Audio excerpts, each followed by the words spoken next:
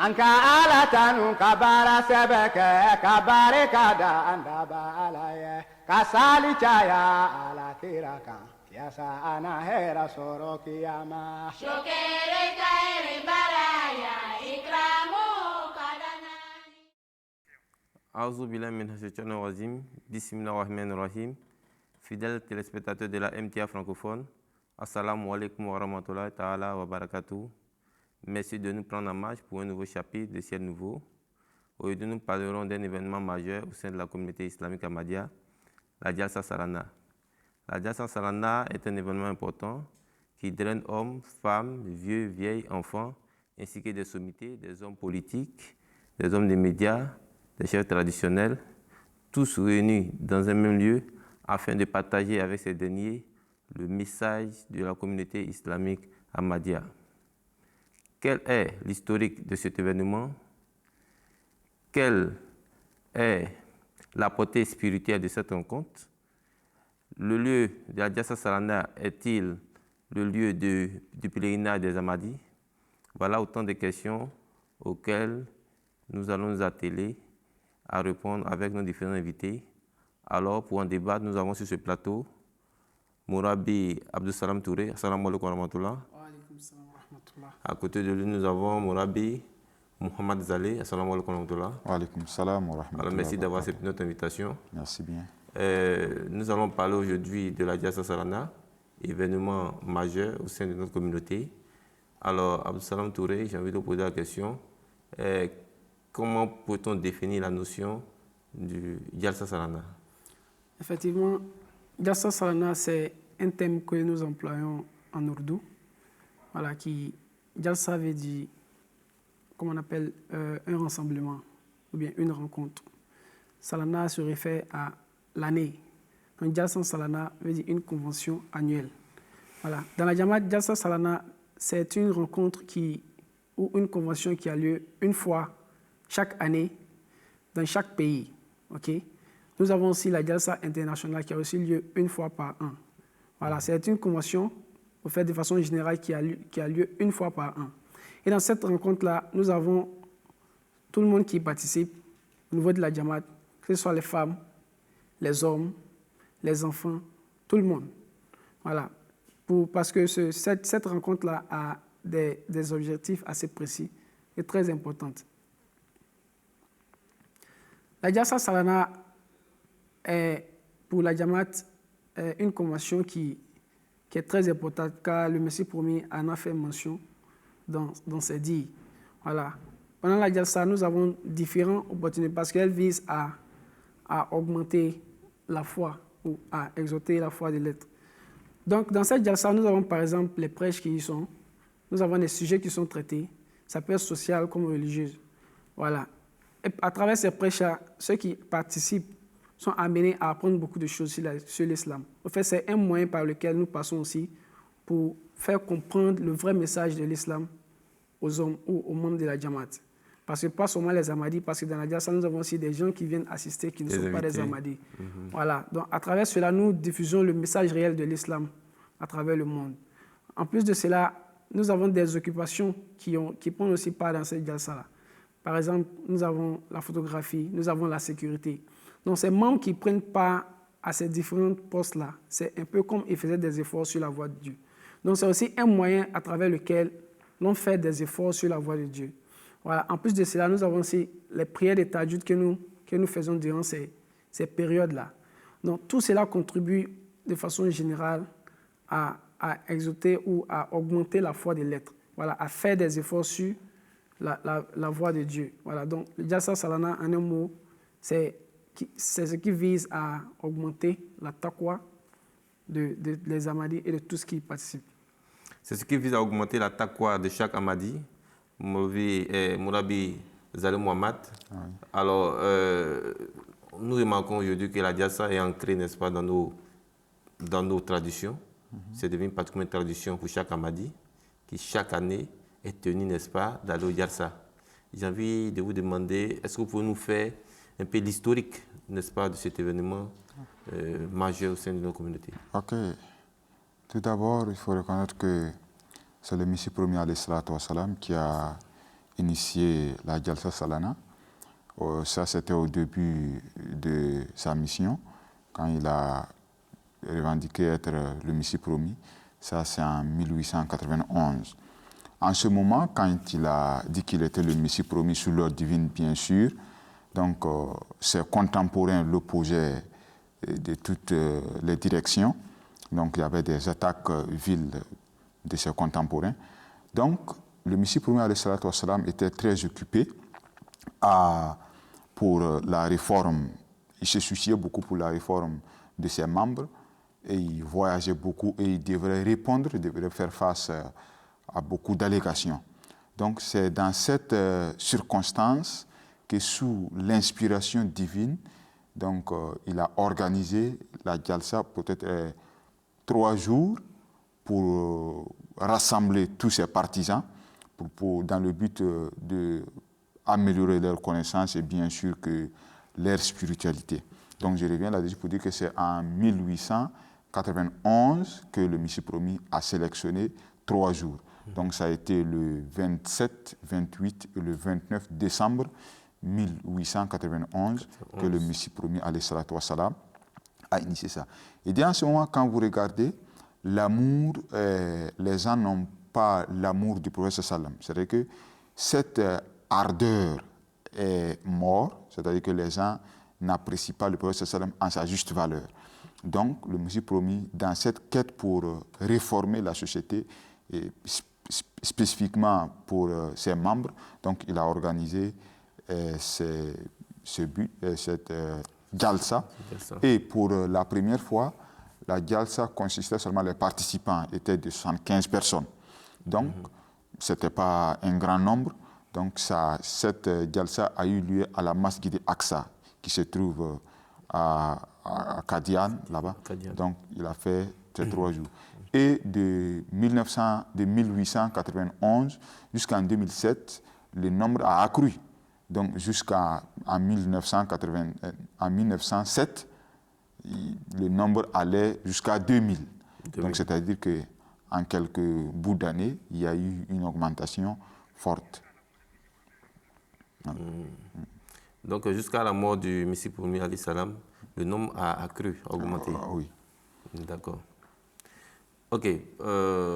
Donc là, on comprend tout simplement que dès l'année 1891, la Jalsa Salana fut instituée par le Messie promis lui-même. Effectivement. Rencontre au cours de laquelle on a eu 75 personnes sur 3 jours. Et je pense que cette tradition jusqu'à aujourd'hui est respectée. N'est-ce pas? Chaque année, la Jalsa Salana est célébrée, dans chaque année, sur 3 jours également. Alors, et de cela dans tous les pays. Alors, Mourabi Abdussalam Touré, j'ai envie de vous poser, quelle est, n'est-ce pas, la portée spirituelle d'un tel événement? Oui, parlons de volet spirituel. Nous avons dit que la Jalsa, c'est une convention dans laquelle nous cherchons à améliorer notre foi. Dans ce même cadre-là, visant à améliorer notre foi, nous avons dit que durant la Jalsa, nous avons différentes occupations qui ont lieu. Voilà, par exemple, nous avons le volet de la sécurité. Il y a des gens, par exemple, qui passent tous ces 3 nuits-là à ne pas dormir, justement à veiller sur la sécurité des membres qui viennent prendre part à la Jalsa. Nous avons aussi des gens qui se dévouent pendant ces 3 jours-là, seulement qu'à faire la cuisine.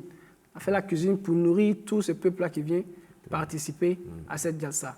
Il y en a qui prennent cette tâche-là de recenser les gens qui viennent participer. Les gens qui prennent cette tâche-là de nettoyer la place. Les gens qui prennent cette tâche-là aussi de mettre de l'ordre. Okay? Il y a des gens aussi qui prennent cette tâche de faire beaucoup de choses pour que la Jalsa se passe dans des normes, l'emplacement, et tout ça. Alors, et comme nous avons parlé que c'est à travers les efforts sur la voie de Dieu que l'homme est amené à améliorer sa foi. Donc tous ces différents départements qui y sont là, à travers cela, l'homme est amené aussi à améliorer la foi. Donc ça a un volet spirituel dans ce sens. En plus de cela, nous avons aussi fait mention de la prière de Tahajjud. Nous savons tous l'importance de la prière de Tahajjud. Et pendant ces 3 jours-là, je pense que selon les expériences que nous avons eues, vraiment, il y a beaucoup de prières qui sont acceptées pendant ces 3 jours de convention. C'est un peu comme une séclusion. Tu laisses ta maison avec tout le confort que tu as, tu viens dans un lieu où les facilités que tu as à la maison, tu ne les trouveras pas là-bas, juste pour avoir l'amour de Dieu. C'est pas la même commodité. Voilà, exactement, juste pour avoir l'amour de Dieu. Donc tout cela contribue à un effort que tu fais sur la voie d'Allah. Donc ça a un aspect positif sur la spiritualité de l'être humain. Mon avis, Mohamed Zaleh, c'est pratiquement une retraite spirituelle où effectivement le musulman Ahmadi laisse tous ses privilèges et vient, n'est-ce pas, au lieu de Jalsa, où il n'a pas effectivement tout ce confort-là. Alors, certainement qu'il en tire profit quelque part. Voilà. Donc, est-ce que vous pouvez donner quelques aspects religieux, spirituels? Effectivement. D'abord, pour ajouter à ce qu'il dit, à ce que le frère Abdou Salam a dit, et pour continuer avec la question, il y a un hadith du prophète sallam qui dit que chaque jour, il y a des anges qui se promènent sur la terre pour voir s'il y a un groupe de personnes qui sont réunies, qui ne fait que se rappeler d'eux. Donc ces anges-là restent en compagnie de ce groupe-là, jusqu'à ce qu'ils se dispersent. Donc vous voyez, c'est une occasion d'être parmi les anges, d'être accompagné de ces anges. Et là où les anges sont, et il y a une autre version qui dit que non, les anges étendent leurs ailes pour couvrir ce groupe-là avec miséricorde jusqu'à ce que cette réunion finisse. Donc la Jalsa aussi rentre dans ce cadre.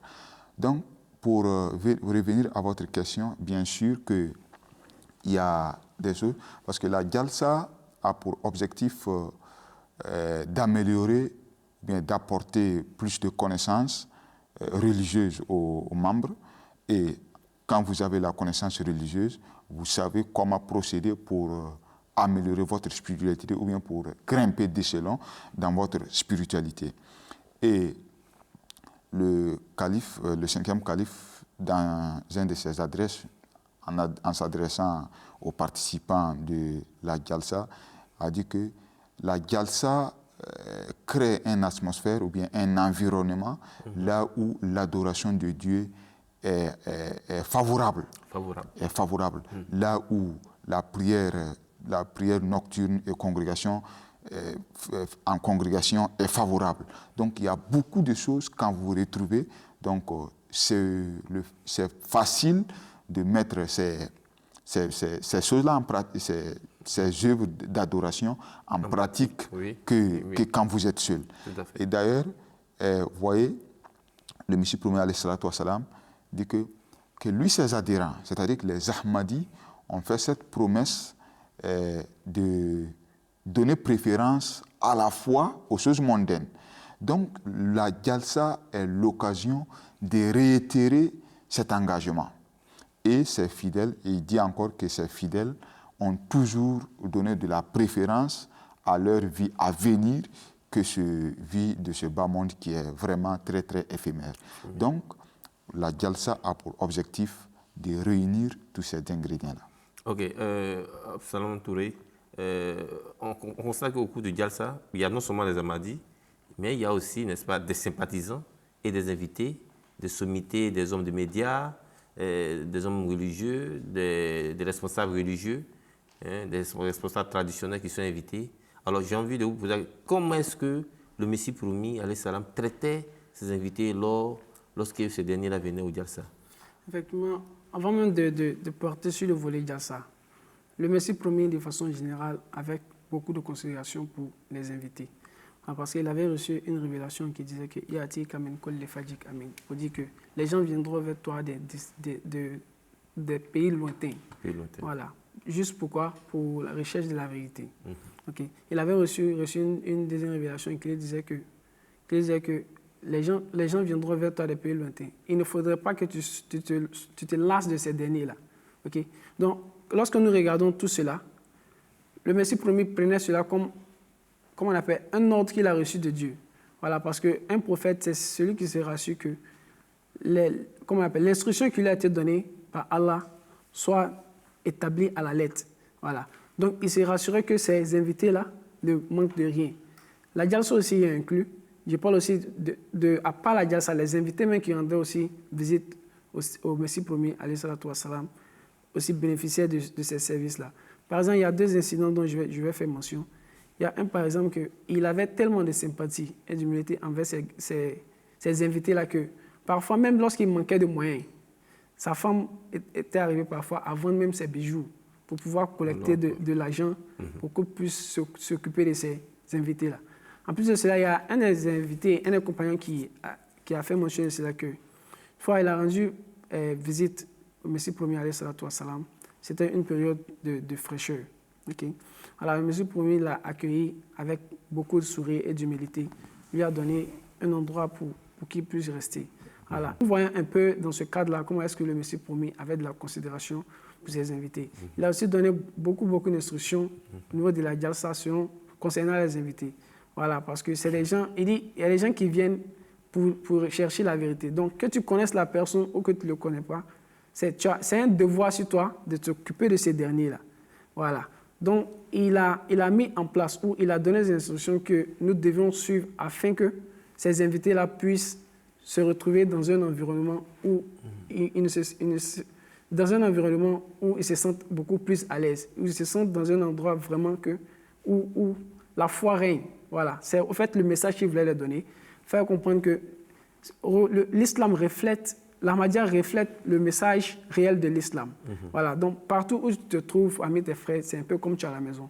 Donc il créait un environnement où ces invités-là se trouvaient très à l'aise parmi les frères. Voilà, donc c'est un peu ça.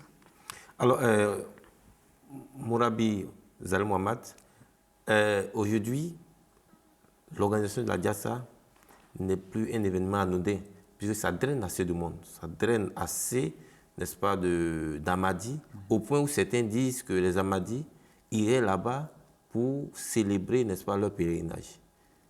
Alors, qu'est-ce que vous pouvez dire face à cette accusation? En fait, ça, ce sont des allégations infondées, pas de source. Il faut reconnaître que le pèlerinage ou bien le Hajj, fait partie l'un des piliers de l'islam. C'est le 5e pilier de l'islam. Et c'est à un mois bien fixé, à un mois bien donné et à des jours spécifiques. Et ce n'est pas ça seulement.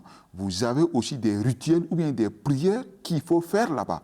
Donc, quand vous manquez certains de ces points-là, c'est-à-dire que votre hajj est annulé. Mais au contraire, chez nous, il n'y a pas une date fixée pour dire que non, ça doit être à cette date bien précise. Quand vous manquez cette date-là, vous ne pouvez pas faire votre jalsa. Donc, en fait, ce que je voulais faire ressortir ici, c'est qu'il n'y a pas une date fixe pour les jalsa. Et il n'y a pas de rituel comme on va faire ces rituels-là, quand tu n'as pas fait ce doigt ou bien ces rituels-là. Non. Donc, Hajj n'est pas accepté. Voilà. Donc, la jalsa n'a rien à voir avec le Hajj.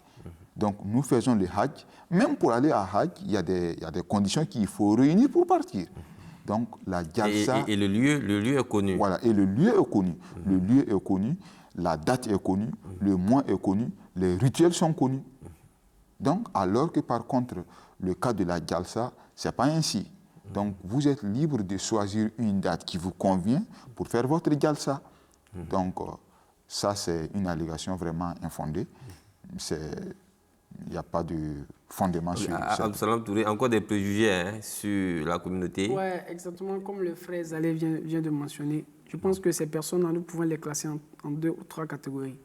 Soit ils sont ignorants des enseignements de l'islam, soit ils sont ignorants de la pratique de la jalsa, soit ils sont ignorants des deux. Voilà, ils n'ont aucune connaissance de ces 3 choses-là. Sinon, quelqu'un qui sait ce que c'est que pèlerinage à la Mecque ou Hajj, ou quelqu'un qui sait ce que c'est que jalsa, vraiment, je ne vois pas le lien. Voilà, parce que jalsa, comme M. Zalé vient de mentionner tout à l'heure, voilà, il y a certains rituels qui y sont. Et pendant la jalsa, il n'y a rien de tout ça. Ils n'ont jamais entendu que pendant la jalsa, nous avons un coin qu'on appelle peut-être Kaaba. Ils n'ont pas entendu que nous avons un coin qu'on appelle Safa et Marwa. Ils n'ont pas entendu que nous avons un coin qu'on appelle peut-être la pierre noire ou le Zamzam. Non, ça n'a rien à voir. Le but de la jalsa seulement vise à améliorer la taqwa. Voilà. Donc, les 3 jours que nous faisons, c'est juste dans l'intention d'améliorer la taqwa. Voilà, parce que c'est aussi un moyen de faire des efforts sur la voie de Dieu. Un moyen aussi pour améliorer notre foi. Voilà. Donc, faire des efforts sur la voie de Dieu, je ne pense pas que quelqu'un devrait associer cela à un pilier de l'islam. Voilà, parce que Hajj ou pèlerinage est un pilier fondamental de l'islam. Et si tu te retrouves dans les normes de Hajj, il va falloir que tu sois Ahmadi. Si tu t'appelles en tout cas musulman, que tu sois Ahmadi ou pas, si tu te trouves dans les normes de Hajj, il faut que tu y partes. Et il y a beaucoup d'Ahmadis qui vont faire Hajj. Si Jalsa était considéré comme Hajj, mais pourquoi cette dernière Et Jalsa se fait dans tous les pays. Ah, exactement. Ce qui veut dire que le Hajj se ferait également dans tous ces pays. Oui, selon la définition, oui, on peut dire ça. D'accord. Donc, vraiment, c'est ce que nous pouvons comprendre, que vraiment, c'est tout juste manque de compréhension ou c'est des préjugés, en fait, des trucs qui sont futiles, donc, tout simplement pour apporter des allégations. Alors aujourd'hui, les Jalsa sont des événements vraiment qui prennent de l'ampleur, qui drainent assez de monde. Quel est, aujourd'hui, on se pose toujours la question, le but ou l'objectif même du Jalsa? Parce qu'on peut avoir des extraits, n'est-ce pas, des propos du Messie Premier ou du calife faisant, n'est-ce pas, allusion au but précis, n'est-ce pas, du Jalsa? Effectivement, le Messie Premier, alayhi salatu wa salam, en tant que fondateur, celui qui a initié la Jalsa, avait des objectifs bien précis et qu'il a même fait des prières à tous ceux qui participeront à la Jalsa d'une manière ou l'autre. Donc, en effet, le Messie Premier, alayhi salatu wa salam, a prié en ces termes pour ceux qui viennent à la Jalsa. Il dit, je demande à Allah qu'il soit avec ceux qui viennent assister à la Jalsa, ceux qui viennent pour améliorer, dans le but d'améliorer leur connaissance religieuse et augmenter leur foi. Donc, je demande à Allah qu'il soit avec ceux qui viennent assister à cette Jalsa, qu'il leur accorde ses faveurs et qu'il accomplisse leurs désirs. Et qu'au jour du jugement, il soit à côté de ceux à qui il a fait des faveurs ou bien il a rendu grâce. Il a fait grâce. Donc, il demande à Dieu que ces anges-là, le jour de la résurrection, soient à côté des gens que Dieu a fait une grâce. Donc, vous voyez, c'est une prière vraiment... Et ça, c'est pour tous les participants au Jalsa. D'une manière ou l'autre. Peut-être, on peut avoir l'intention de ne pas... de pas participer au Jalsa. Non, de participer. Oui. Mais d'une manière ou l'autre, on n'a pas pu, on a eu des empêchements. Oui. Donc, c'est l'intention qui compte. Donc, le Messie Premier a prié pour tous ceux qui vont assister à la Jalsa. Donc, en deuxième lieu, il dit, « Ô Allah, toi qui es le bienfaiteur, le miséricordieux, écoute mes supplications. C'est toi qui as les signes évidentes. C'est toi qui as les signes évidentes. Accorde-nous la victoire sur nos adversaires. Et parce que tu as le pouvoir d'accomplir tout ce que tu veux. » Donc, ces deux phrases, ou bien ces deux petits paragraphes, regorgent en eux des prières vraiment très larges de sens. Donc maintenant, ça c'est une prière, c'est pas seulement, cette prière n'a pas été faite pour ceux qui ont participé à la Jalsa en son vivant, non. Mais c'est un héritage qu'il a laissé. Donc c'est à nous maintenant de nous mettre sur cette ligne-là pour recevoir cette bénédiction. Et la Jalsa, comme le frère Abdou Salam l'a dit, c'est pas en un seul pays. Partout où la Jamaat existe, la Jalsa est faite. Et le Messie Premier, cette prière est faite en général. Ce n'est pas seulement ceux qui vont aller à Kadian ou bien ceux qui vont aller en Angleterre. Donc partout où vous vous trouvez et que vous faites la Jalsa, si vous vous conformez au principe que le Messie Premier a fondé, donc automatiquement, nous serons les récipiendaires de ces vraiment immenses prières et les bénédictions que le Messie Premier a souhaité pour nous. Donc je ne pense pas qu'il y a quelque chose de plus grand que les prières de Messie Premier alayhi salatu wa salam. Absalat Bouré, des retombées pour tous ceux qui participent au Jalsa, des tombées spirituelles. Oui, effectivement. Pas seulement même ceux qui participent, mais ceux qui, à partir de leur maison, suivent la Jalsa. Par exemple, la Jalsa qui se passe de façon internationale, qui a lieu à Londres, où peut-être tout le monde ne peut pas avoir cette opportunité-là de participer. Mais aujourd'hui, nous avons des facilités à travers, par exemple, MTA, qui, de ton pays, de ta maison déjà, tu peux suivre la Jalsa internationale. Donc, de cette manière-là, cette prière aussi n'est pas seulement pour ceux qui y sont, mais toi-même qui es assis chez toi, qui suis à partir de ta télévision, tu gagnes des bénéfices, voilà, des bénédictions de cette même prière que le Messie Premier, alayhi salatu wa salam, a fait mention. Plus de cela, la Jalsa a un but assez précis. Mais le plus important de ces buts-là, c'est la taqwa. Voilà, avoir la crainte de Dieu. Voilà. En plus de cela, c'est de créer l'amour dans le cœur de tous ces membres-là. Voilà. En plus de cela aussi, c'est un rappel des injonctions du Saint-Coran et aussi la pratique de ces injonctions-là. Voilà. Le Messie promis est arrivé aussi à dire dans un de ses écrits que la jalsa n'est pas une fois de distraction. Voilà, ce n'est pas un lieu où on va seulement pour s'amuser. Voilà, mais c'est un lieu qui a des bénédictions assez immenses.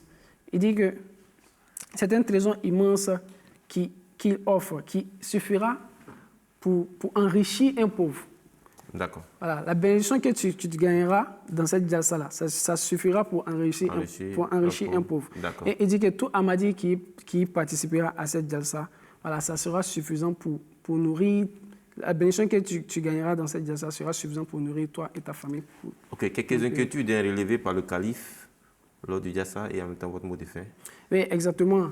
Voilà, il a fait mention que les Ahmadis qui vont y participer, ok, peut-être que tu vas de différents pays. Voilà, c'est vrai que tu es un étranger, mais en même temps tu es un hôte. Voilà, il faut te considérer en même temps que tu es venu dans un lieu pour profiter des bénédictions de ce lieu-là. Donc, il ne faut pas que tu ailles et puis t'attendre peut-être à être peut-être comme chez toi. Voilà. Donc, peut-être qu'il peut y avoir certaines difficultés. Mais tout cela, il faut mettre en tête que tu vises la taqwa. Et la taqwa, c'est de faire des efforts. Donc, dans cette voie d'effort-là, c'est possible que tu rencontres certaines difficultés. Voilà. Donc, tout cela, il ne faudrait pas que les gens s'y mettent en tête. Et il a aussi donné des instructions que nous devons aussi avoir beaucoup de respect pour les étrangers qui viennent prendre part à cette jalsa. Voilà, parce que ce n'est pas tout le monde qui est Ahmadi. Il y a d'autres qui ne sont pas musulmans, mais qui viennent tout simplement assister pour voir comment le phénomène se passe. Donc, il faut accorder beaucoup de respect à tout le monde. Voilà. Donc, le deuxième volet de cette question est que, bien vrai qu'il a donné des conseils aux invités, et en même temps, il a donné des conseils aux hostes pour vous dire que quand le monsieur, peut-être, il a fait un long voyage, il est fatigué, il est épuisé. Donc, vous qui les recevez, soyez doux, tendres, et ne dites pas que non, ils existent ceci, ils existent cela. Parce que, comme le frère Salam l'a dit, il y a certains qui ne sont pas musulmans, ils sont venus à la recherche de la vérité. Donc, nous devrons tout mettre à leur disposition, bien sûr, ce qu'on a en main, pour ne pas les frustrer. Donc ça, ce sont des invités du Messie promis, alayhi salatu wassalam. Ils ne sont pas venus à cause de nous, on doit les respecter, parce que c'est un ordre divin pour dire que voilà, les gens viendront de loin pour venir adhérer à cette vérité. Tout à fait. Donc, et comme mon mot de fin, c'est-à-dire, nous, les Ahmadis, nous sommes chanceux d'avoir quelqu'un qui a prié en ces termes pour nous. Donc, il suffit seulement que nous nous mettons en ligne, nous nous conformons aux règles et que ces bénédictions seront déversées sur nous. Inch'Allah. Infiniment merci pour tous ces éclairages. Fidèles téléspectateurs, nous sommes au thème de notre émission.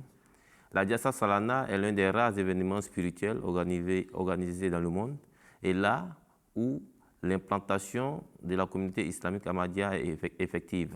Cette convention, loin d'être un événement ou un lieu où les Ahmadis vont célébrer leur pèlerinage, est plutôt un événement au cours duquel les Ahmadis vont pour consolider et raffermir leur foi et, n'est-ce pas, raffermir encore leur attachement au khilafat, qui demeure la seule institution divine pour, n'est-ce pas, pallier à tous ces maux que nous connaissons, n'est-ce pas, à travers ce monde d'aujourd'hui. La seule alternative au monde musulman pour ceux qui aspirent à un changement, à un ciel nouveau.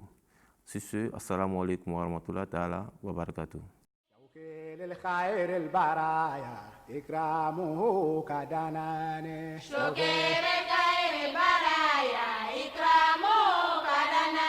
Anka ala tanu kabara sebeke kabare kada andaba alaye kasali chaya ala tiraka yasa ana hera soro kiyama shokere kaere baraya ikramu